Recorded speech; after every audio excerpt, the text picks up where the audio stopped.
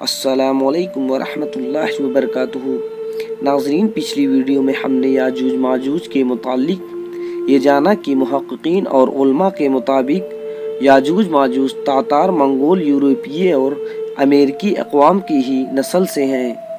لیکن اب یہ سوال اٹھتا ہے کہ وہ عظیم اور بلند دیوار کہاں ہے جو حضرت ذوالقرنین نے یاجوج ماجوج سے حفاظت کے لیے بنائی تھی۔ لہٰذا مختلف ممالک میں پائے جانے والے تاریخی دیواروں اور دروں کو یاجوج ماجوج کے اس دیوار سے جوڑا جاتا رہا ہے، جن میں دیوار چین، دیوار قفقان، جرمنی کی دیوار برلن اور روس کا درہ داریال شامل ہے۔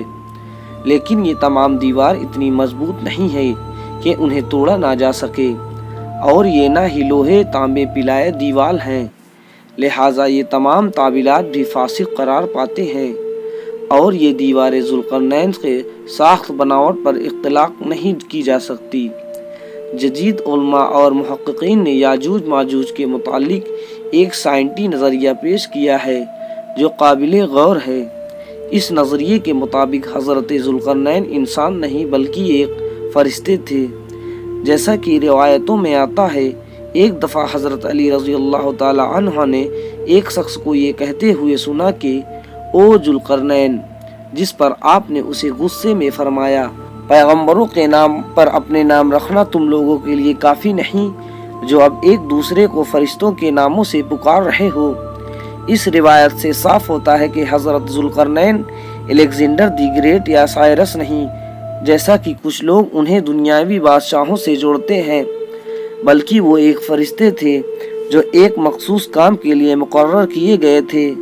سورہ کہف کی آیاتوں میں لکھا ہے کہ بے شک ہم نے اسے یعنی حضرت ذوالقرنین کو زمین پر حکمرانی دی تھی، اور ہم نے اسے ہر چیز سمجھنے کے لیے ایک راستہ دیا تھا۔ وہ ایک راستے پر روانہ ہوئے۔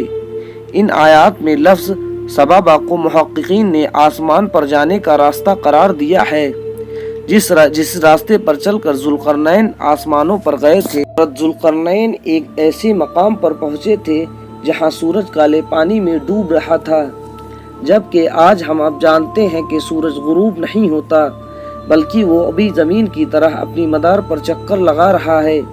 عین ممکن ہے کہ حضرت ذوالقرنین اس راستے پر چلتے ہوئے ایک ایسی جگہ پہنچ گئے تھے جہاں سورج غروب ہو رہا تھا، جہاں سورج ایک کالے پانی میں ڈوب رہا تھا۔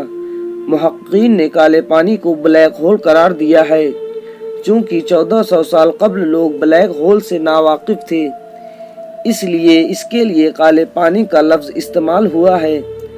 حضرت ذوالقرنین کے تیسرے سفر کے متعلق یہ ذکر ہوا ہے کہ وہ ایک ایسے مقام پر پہنچے تھے جہاں 102 صد یعنی رکاوٹ کے بیچ ایک قوم آباد تھے۔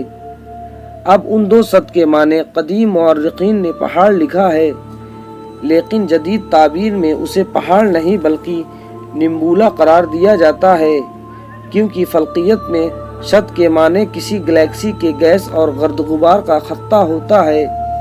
یعنی تیسری سفر میں حضرت ذوالقرنین ایک نمبولا کے دہانے پر پہنچ گئے تھے۔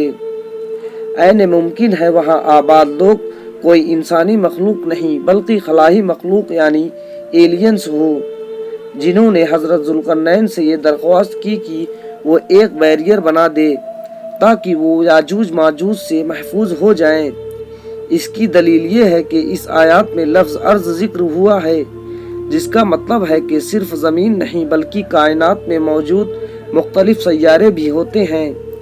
قرآن مجید میں مختلف مقامات پر 7 آسمانوں اور 7 زمینوں کا ذکر ہوا ہے، لہٰذا یہاں ارض سے مراد ہماری زمین نہیں بلکہ اس کائنات کی دوسری زمین ہے جہاں انسان نہیں بلکہ خلائی مخلوق آباد ہے۔ اللہ رب العزت نے حضرت ذوالقرنین پر خاص رحم و کرم فرمایا تھا، اور اس وقت جدید ٹیکنالوجی کے غیر موجودگی کے باوجود انہوں نے ایسا سدیانی بیریئر بنا دیا جو ایٹماسفیرک گیس پر مشتمل تھا، اور یہ لوہے تانبے کے پگھلنے کی وجہ سے وجود میں آیا۔ اس بیریئر نے اس سیاروں کے گرد ایک دیوار بنا دی جس پر یاجوج ماجوج آباد تھے، اور اس طرح وہ اس سیارے میں قید ہو گئے۔ یہ کوئی نیا نظریہ نہیں جو صرف آج کے جدید سائنسی علم کے مطابق بنایا گیا ہے، بلکہ اس سے ملتا جلتا نظریہ صحابہ کرام کا بھی تھا۔ مثلا حضرت قعب بن احبان نے یہ دعویٰ کیا تھا کہ حضرت ذوالقرنین نے اپنا گھوڑا ایک ستاروں سے باندھا تھا، جس پر حضرت معاویہ رضی اللہ تعالی عنہ نے انہیں ایسی بات کرنے سے منع فرمایا، کیونکہ ابھی لوگ ایسی باتوں کو سمجھنے کے قابل نہیں ہوئے تھے۔ اسی طرح حضرت علی رضی اللہ تعالی عنہ نے فرمایا کہ اللہ نے بادلوں کو حکم دیا کہ وہ حضرت ذوالقرنین کو جہاں چاہے وہاں لے جائیں۔ مختصر یہ کہ حضرت ذوالقرنین کا سفر ایک خلائی سفر یعنی اسپیس ٹریول تھا، بلکہ یہ وقت میں بھی ایک سفر۔ آج کا سائنس کا نظریہ یہی ہے کہ اس طرح پورٹل ہو سکتے ہیں جس کے ذریعے ہم نہ صرف خلا کے دوسرے حصے میں سفر کر سکتے بلکہ وقت میں بھی سفر ممکن ہے۔